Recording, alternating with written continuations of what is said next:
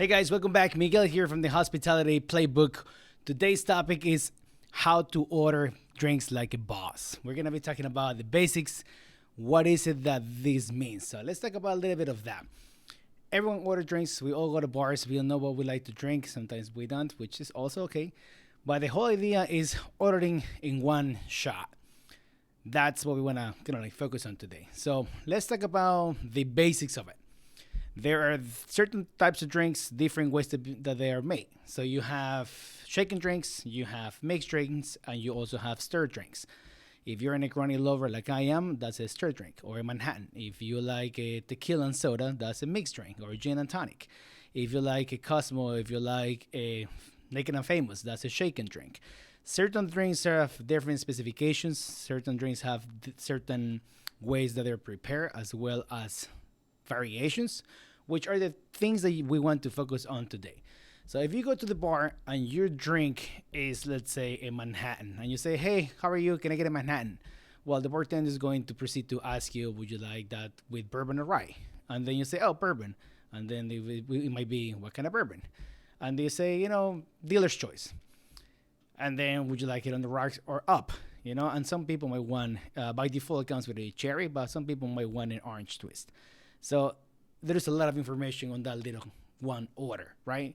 Versus you going to the bar and say, hey, can I please get a rye Manhattan on the rocks with a twist if you don't want a cherry or something along those lines. So what we want to talk about is really what is it that a cocktail means? How do you put it all together? And how is that perceived on the other side behind the bar? Because believe it or not, these are the little things that move the needle. How people perceive you at the bar, how people give you service at the bar. Behind the bar, we have a buyback check at all times that is supposed to be intended for enhancing the experience. Part of it, yes, it is designed to like offset certain waiting times or issues that might happen. The food's taking too long, or the actual drinks might be taking a little bit too long, and we comp you a round of drinks, we do a round of shots or something along those lines. But the comp check, the buyback check, is designed to build the business, not just the bartender's tip cup, and not just also to give the house away to the friends that might come visit us at the bar. So that is like a one thing that emphasize with the interaction of like how do you touch base with your bartender, how do you order drinks, and what that means. There are other things and other drinks that might have certain variations, are also modifications. If you talk about a margarita, for example, a classic, a huge cocktail worldwide, especially in the summertime. So when you go to a bar and you order for a margarita is what it is, right? Tequila, citrus juice, and fucking that's what it is. Delicious, with salt, no salt, whatever you might want. But at the same time, if you order a margarita specifying what kind of tequila you like, whether you want salt or not, is there a skinny margarita? Is there a Tommy's margarita? Is it flavor margarita? Is it spicy margarita? There are so many other questions that might come after you just ordered your drink that it becomes a little tedious on both ends. You would just want a margarita on one end, and on the other end, the bartender is like, yeah, but dude, what kind of margarita, right? So like, we want to make sure that communication gets bridged in one shot, and then you are kind of like building and getting your golden star as like how the whole drink and interaction goes with the bartenders. Another cocktail that is similar to this that goes back and forth is a Manhattan. Favorite of mine, one of them. So a Manhattan can be bourbon or rye. By default, it's bourbon if you don't specify. I like Rittenhouse rye. It's 100 proof, which means that it has a little bit more alcohol content. Which also means that once you stir it, holds up better to the dilution of the ice, and the flavor is a little bit nicer. My personal opinion, I'm not saying that is correct or throughout the whole industry. You're entitled to your own point of view. That's just what I like when I don't know which other rye I might want. I do not want to kill a good spirit with a mixed drink. That's just my way of seeing it, and like because of the integrity of the cocktail, the integrity of the spirit itself. But that's just because I have a different set of knowledge and I have tasted a little bit more booze than an average person, let's say like that. So if I want something that is really delicious and I want to sip on, whether it's a brown spirit, can be bourbon, can be rye, can be single malt, or something along those lines. To me, it's just more of like on the rocks or just one cube or perhaps neat, depending on how fast I want to drink it or what's my mood. But if I want to have a couple of drinks and that's all I want to have, I usually go for the stir drink. Stir drink usually means that the dilution of is a little bit less, meaning you have less water contact with the actual drink itself. And it also means that it might be a little bit stronger, right? So from the very beginning of a martini, if you do not specify what kind of martini you want, by default is going to be gin. Then you can say, oh, I want a vodka martini. Martinis have a lot of variations. You know, you can have a dirty martini. You can have it on the rocks. You can have it up. You can have it in and out. You can have it wet. You can have it naked. You can have it with a twist, with olives. There's like a million things to do to go into that path, you know. And I'm just mentioning all these things that you might have heard or not before, but that is essentially the information that the bartender should have on one end, and most of them do. So that way you go like, oh, that's why they ask so many questions, because there are so many other ways to make this drink, whether you are aware or not.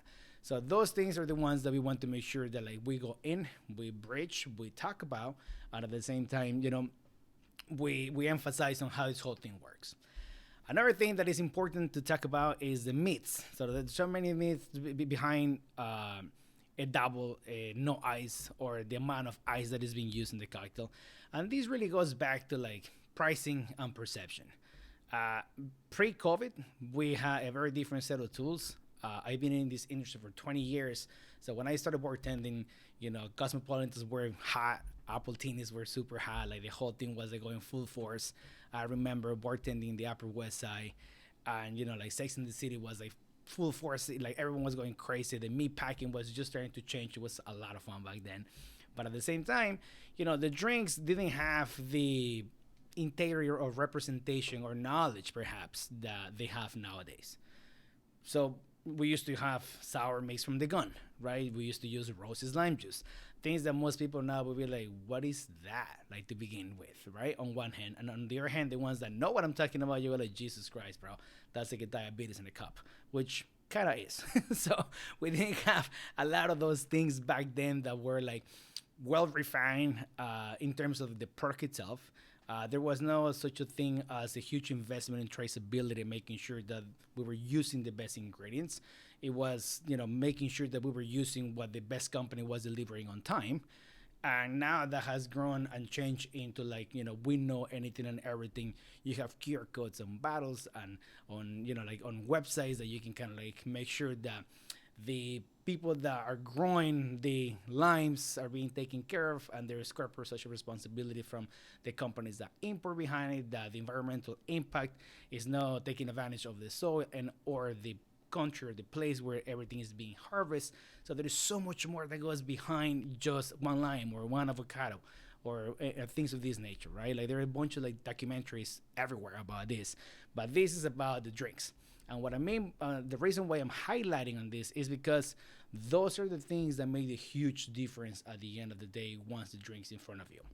I can use the best spirit, the best tequila, the best whiskey, the best gin, the best vodka that you can think of. But if I'm mixing it with something that is not as good, by default, I'm downgrading it. And there is really not much more that I can do. There are a lot of tangibles and a lot of intangibles on the interaction of the drink. Things that you are going to see obviously is the glass, right? Like glasses can be beautiful, but they're also expensive. You know, like if you break a glass, no big deal. We're going to give you a drink back, a full drink back. We're gonna make sure that you didn't cut yourself, but everything is fine. We're gonna make sure that someone takes care of that whole thing. And the most important thing is you being happy and that we do not compromise the experience, although the business has to eat that cost. And that's part of the business itself. I'm not trying to exonerate one or the other. I'm just saying that that goes into the logistics and also the numbers of the finances of the drink itself. The other thing is that, you know, we have cost versus value. We love a big ice cube. Big ice cubes are expensive, you know, like they run for the business about 50 cents a piece, 60 cents a piece. So think about it. An ounce of average vodka is about 60 cents. And now an ice cube is about the same amount of money. For certain other things, the ice cube can be even more expensive. Now, how will you feel if you go to a place, you order a Macallan 18 with Big Cube, and they're charging you an arm and a leg for this Macallan? $50, let's say like that. And then on top of the $50, you get a $2 surcharge for ice. You know, it kind of takes the whole experience away, Like it puts a bad taste in your mouth because you go like, really, dude, like $50 is not enough, you know? So like those things have to be thought out by the business in order to make sure that it becomes intangible to you and then tangible on the experience. The napkins, right? Is a coasters, it's a napkins, is a glass, a beautiful glass, it's an average glass. So like there are certain things that subconsciously we're connecting to the cocktail itself. And in reality, you might just be like, oh, this is forgettable. And you go like, you know what, what's a good drink? Big deal, but it's another $20 out. Or you can be like, holy shit, like I would much rather pay $22 a drink because this whole thing was beautiful.